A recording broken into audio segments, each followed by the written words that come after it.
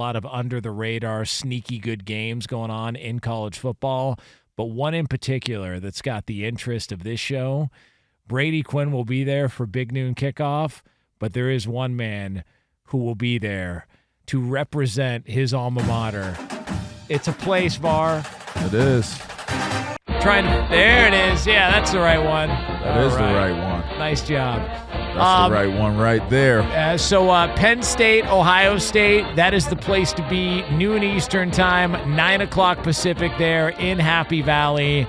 It's going down. Yeah. So we were there, obviously, for the Illinois game, which was a night game. Kind of, sort of. And, well, yeah, the atmosphere already before the game had started was fantastic. Yeah. What the hell is it going to be like against Ohio State in this matchup, a top 5 matchup between these two teams with so much on the line? Yeah, I mean, that's just all my conversations I've had during the week. It's going to be tight, bro, because there's so many people going to be there. Yeah, the energy is going to be crazy. The security is going to be crazy. Just everything, you know. I think the amount of energy surrounding this game this year is honestly based upon just the idea that I believe everybody seems to feel like we can win this one. Like this could be the year. And if this is the year that they indeed, you know, kind of okay, that's good. We're good on that. We're good on the song. I appreciate it. I love my school. We're good on that. I do believe this is the year that if you think about it, they win this one, they don't have that back-to-back type of deal where it's like, all right, you got to go play Ohio State and then you got to turn back around and like in a matter of a week or two, you got to do it again against Michigan. Like we don't play Michigan this year. So you don't have to be limited to the idea of we got to win these 2 games or the season was a bust. It really comes down to this game. And if you keep in mind, there's been 2 bye weeks.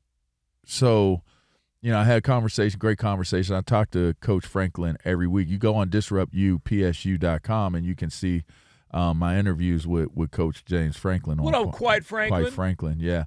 And this week's conversation kind of consisted of talking about, you know, the preparation for the opponent that they have coming out of the bye week, but also spending some of that time preparing for games further down the line, which I think the easy translation of that is they're preparing for Ohio State.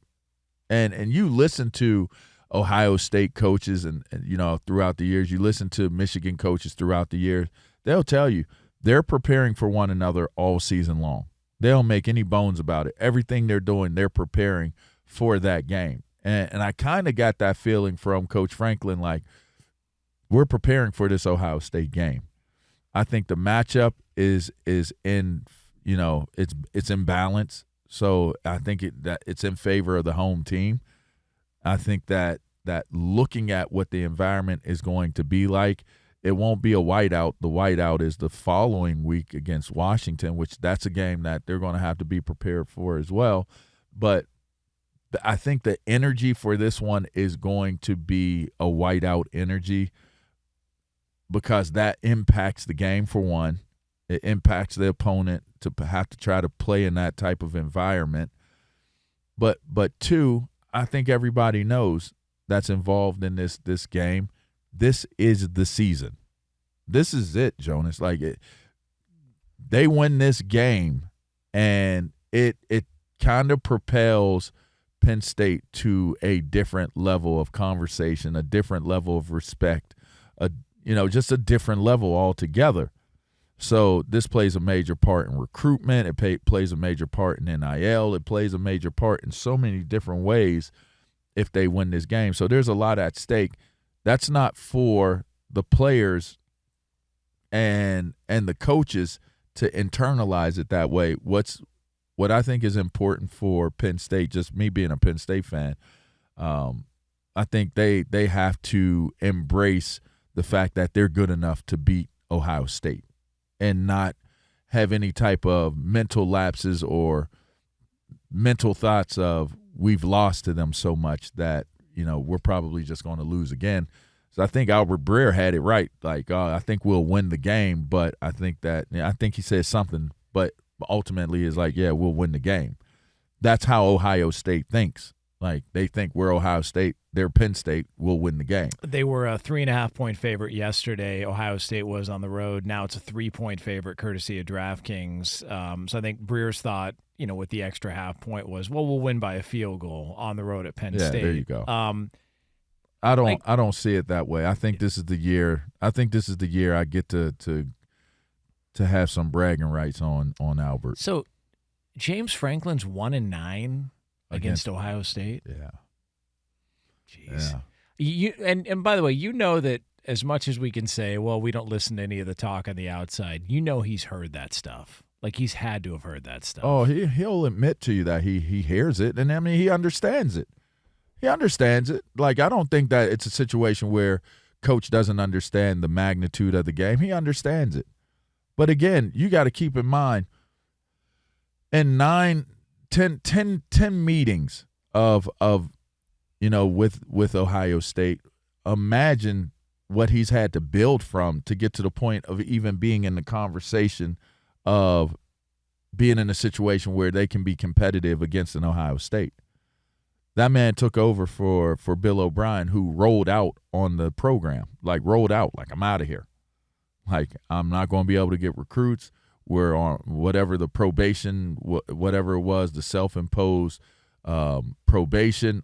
There was just a lot of dark moments for Penn State when James Franklin took that program over. And so to look at it from where Penn State was to where they are now, and us to be in the national conversation, it's not a qualifier, and it's not a justifier for Franklin not winning and having more success against those programs. It's just a matter of fact that this man has had to take a program that was left in shambles and vacate it by a coach who wasn't willing to take on that challenge, and he's built this program back. He brings in elite players. He brings in elite coaches. He's got a great track record for coaches that come in and then end up being head coaches. I mean, Brent Pry at Virginia Tech. You got Manny Diaz at Duke. Joe Moorhead, who was up until Koldenicki got there, was the best offense coordinator that we had. If we had still had Koldenicki and Brent Pry, we probably would have contended we would have made it into the playoff by now. That was when we won the Big Ten. We beat Wisconsin. Then Joe Moorhead gets pulled away, and we hadn't been the same on offense since. Koldenicki has given us an amazing offense and how he does things. Coach Allen on the defense, he does such an amazing job coming from being the head coach at Indiana. So I think all things given, this is kind of like the fork in the road where, Ohio State knows what they are and they know what they bring to the table. It's a great coaching staff. They got Chip Kelly as an addition to their staff calling the offenses. But I really believe that matchup-wise, this is going to be a tremendous game. The environment will be phenomenal, and all who are there will experience a really, really competitive game and a fun game. And those who are watching it are going to have the same. They're going to be able to see and experience a really, really competitive, fun football game. That's Big Ten football.